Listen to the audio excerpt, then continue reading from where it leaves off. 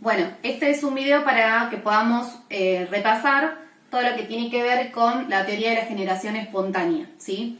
Esta teoría surge desde Aristóteles, o sea, desde antes de Cristo, que creía que algunos organismos nacían, por ejemplo, de el barro, o otra de las creencias, por ejemplo, era que si se tiraba un pelo de una mujer a un barril, nacía una serpiente, ¿sí? Piensen que en esa época no había todos los instrumentos que hoy tenemos el día para corroborar que esto no es así. Uno de los defensores de la generación espontánea fue Van Helmont, ¿sí? Van Helmont hizo una experiencia, un experimento para demostrar que lo que él decía era correcto. Creía sobre todo que muchos organismos como los sapos, los gusanos y demás nacían del lodo, del barro, ¿sí? Y para poder demostrar esto que él creía, hizo una experiencia. ¿Cuál fue la experiencia? Puso un botellón, ¿sí? Al que le puso ropa sucia, o sea, sudada, muy transpirada, y maíz. Y lo dejó, ¿sí? Por 21 días. Cuando fue a observar nuevamente el botellón, se encontró que dentro del mismo había ratones. Entonces, lo que él postulaba era que si hacíamos una mezcla de ropa sucia con maíz, a los 21 días nacían ratas, ¿sí? Obviamente que sabemos que ¿cuál fue el error de este experimento? El error fue que el botellón estaba destapado. Por ende, ¿qué sucedió? Las ratas encontraron un nidito, ¿sí? Y comida para poder convivir ahí adentro, ¿sí? Entonces, obviamente que sabemos que lo que postuló Van Helmont hoy en día no es correcto, ¿sí?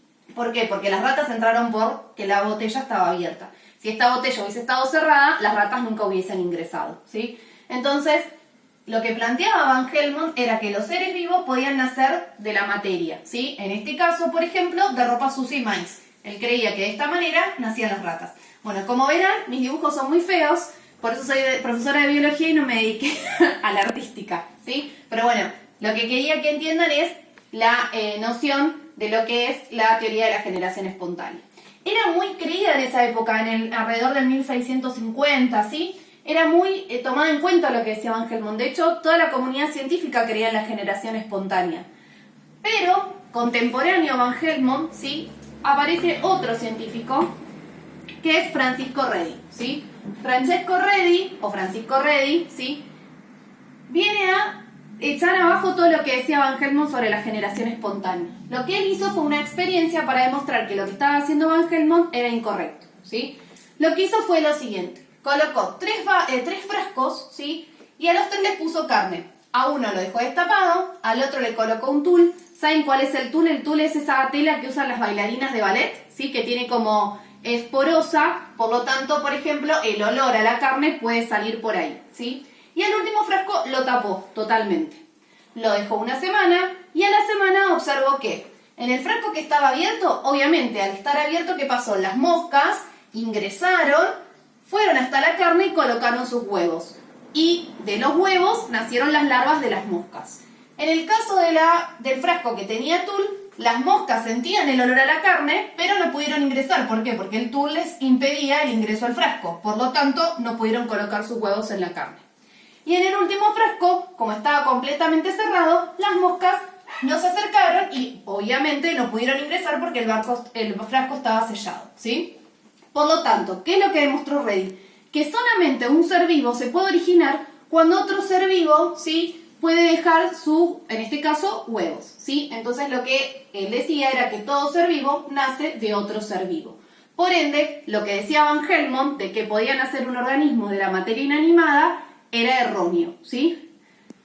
Esto está muy claro, ¿por qué? Porque fíjense que en los lugares, en los frascos donde no tenían acceso a las moscas, no pudieron dejar sus larvas, ¿sí? Entonces hoy sabemos que todo ser vivo nace de otro ser vivo.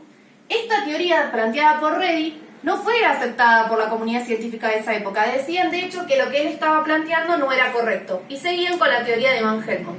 Muchos años después se concretó y se sabe, y hasta hoy en día sabemos, de que todo ser vivo nace a partir de otro ser vivo, ¿sí? Solamente de esa manera.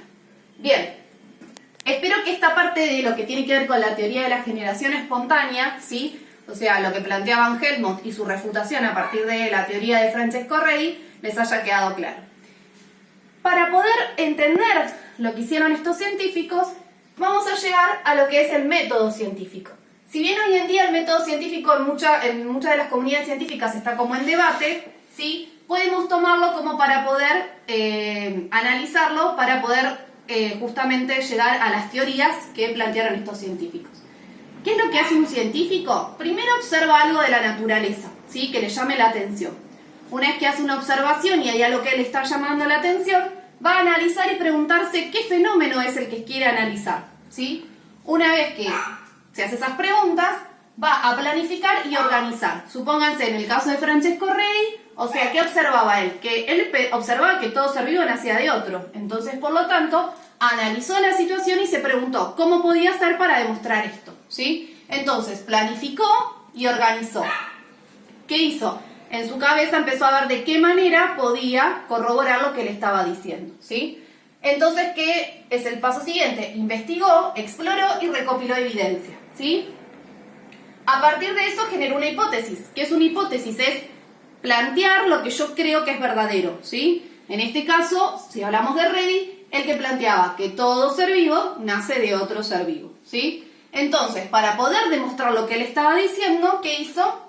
Hizo una experimentación, ¿sí? La experimentación es la que les mostré antes, que tiene que ver con los frascos que colocó, ¿sí? Para poder demostrar que lo que él estaba pensando, que es su hipótesis, se podría corroborar. En el caso de Redi, pudo llegar a la respuesta de que su hipótesis era correcta. Entonces, llegamos a la conclusión. ¿La conclusión cuál es? Que todo ser vivo nace a partir de otro ser vivo, ¿sí?